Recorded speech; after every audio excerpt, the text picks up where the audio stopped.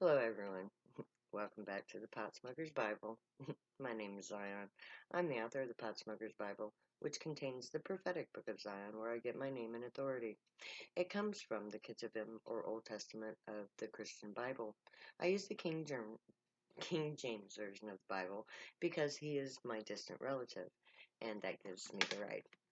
And because his wording was set up to portray current events, including coronavirus. And but today we're going to be talking about scream therapy. In my last episode, I told you, free of charge, no gimmicks, no, you don't have to believe, you don't have, free of charge. I just gave you the technique that I use to heal my emotional suffering to a point. Now I want you to know that there is pain and suffering that I still have associated with things that are beyond my control. So that I'm not going to deal with until I get to go through scream therapy. When I get to go through scream therapy, I will clear up those remaining issues that I have. And I'm looking forward to that because the scream therapy that I have gone through, stunted as though it is, has helped me become who I am. And it taught me enough to give you that last episode that gives you the place to start to heal yourself. And even now, may all the powers that be ensure that this is happening, that that last episode is reaching those who suffer. I gave it to you free. And now I'm going to take it a step further. Now, in this last episode, I told you about how Carl Jung and Sigmund Freud came up with psychology, the analytical process by which we articulate our pain and suffering. A very important part of the equation of how to heal your pain and suffering. But it takes more than you allowing yourself to feel your pain and remember the past pain. That is the means to begin the healing process. It will help you tremendously, even if you don't have any other means to heal. But it is just the beginning of how you start the emotional process of healing. In Zion, we give you a complete healing package that allows you to deal with every aspect of your pain, to guide you through the process so that you can be nurtured while you're undergoing this very hard process of healing. And we do this through a form of group therapy. Now, in this society, group therapy is something totally different from scream therapy. In our current situation, we take a whole bunch of people with a whole bunch of problems. We put them in a circle, and then each person takes their turn saying one little thing about about their great big huge problem, and nothing gets done. That's fucking stupid. It doesn't work. It can't work. But scream therapy does work. I know this because I've gone through it. And in Zion, we're going to put together scream therapy in its proper form. And every Zionite citizen is going to go through the process because it's important. It's going to be taught in our schools. Our children will learn it from birth. And in 2 generations, there won't be any suffering of mental anguish on this earth. Because we will have already figured out how to not do that. And it begins by healing our pain that we suffer now in a group setting. Now, part of the group is professional. Part of the group is catalytic. Okay? So I'm going to discuss first the professionals, and then we'll get to the catalytic. All right. Our group therapy is centered around one person. Okay. The entire group that we're going to assemble is there for that one person. So right away, the minute that person steps into the group, they know that every person there is there specifically to help them deal with their pain and their anger and their everything. That in itself makes that person feel important. Being important is one aspect of healing. If you don't feel that you're worthy of another single human being giving a fuck about you, how can you ever care about yourself? But if you're surrounded by a group of professionals who are trained specifically to help you feel better about things, and you've got this other group of people that are made up of your friends and your families and the people that caused you the pain and suffering, which are usually the same people, by the way, with a few others added in for because they forced their way in. Now this person feels important, loved by all those family members and friends that took the time to be there and are there because they want you to feel better. And then there's that other catalyst part, the ones that cause the problem. You can't fix a problem if the cause of the problem is not confronted. You have to deal with the problem by facing the problem. Everybody else is just support. But the problem has to be there to be solved.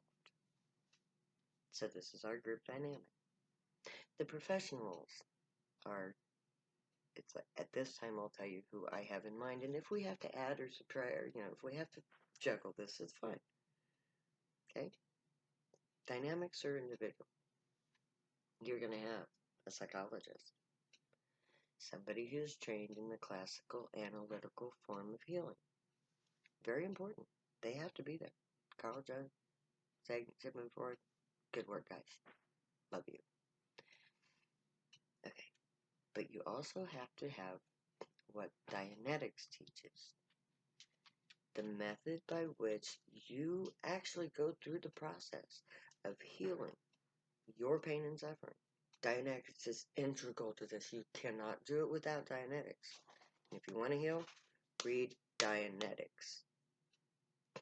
Every psychologist should read Dianetics. Every Scientologist should read Carl Jung and Sigmund Freud. Get the fuck away from Scientology. That shit is... Dianetics is the only reason why Scientology exists. Take Dianetics, and all of the people who could benefit from it, that's the only reason why Scientology exists, is Dianetics. Okay, so we have the person who is the Dianetic clearing agent, the person who helps you go through that process, along with Sigmund Freud, the psychologist. But half of the people, at least a few of the people who are going to be part of your catalyst group are dead. It's inevitable. So we have a medium there. The medium calls that dead person to come. They have to come. There's also a channel there. Someone who has the capability of letting that spirit speak through them. Now, even a dead person who hurt you is going to be there to help you heal. Probably not of their own free will, but who gives a fuck? They cause you damage, they don't deserve free will. So you will confront your actual offender, dead or alive. If they exist anywhere in the world, in the physical plane, when we get to Zion, yeah, we will get people out of fucking prison. Have them cart their asses fucking to this meeting, and then cart their asses back. We'll give them technology if that's what they want. It's like, we'll make a trade. We'll barter for this thing. Or we will channel them. We'll. It's doable. So you're going to confront the person who hurt you. Because only by confronting that person can you be healed. There's also going to be an empath there. I don't care if you don't believe in empathy. You don't believe in psychic abilities? You're lost already. This is not for you. In Zion, we know that spiritual things are real. Just because you can't see it doesn't mean it's not there. Anyway, an empath is a person who has the ability to feel somebody else's emotional state. That person also has the ability to force the accused person to stand there and take what they deserve without being able to respond. I call it nailing them to the wall. Okay, so they make sure that nobody in that catalyst group has their emotions overwhelmed. Say your mother, who could not stand the fact that you were hurt. The empath will help her suppress her emotions until she can have her turn. Because this is about the person who's being healed. This is not about the emotions of the other people. So we suppress the emotions of the other people so that their emotions cannot get in the way. And then they use their empathic ability to guide the emotions of the person being healed so that that person doesn't get lost in another train of thought. Because that was what normally happens in therapy session here on Earth. The person is not guided in the proper technique to stay on point. So, before you begin the session of scream therapy, it will be decided by the group what issue we will address today. And then that will be the guiding force of that session, so that you deal with one issue at a time and all aspects of that issue through the process of healing your emotions found in your memories. That's where Dianetics comes in. So, we also are going to have a strongman, somebody there to take the punches, somebody there to restrain the person from hurting themselves or others.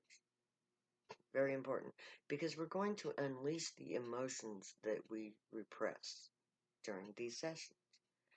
So that if a person is so angry they want to kill somebody, they're allowed to express that, but not to actually kill somebody.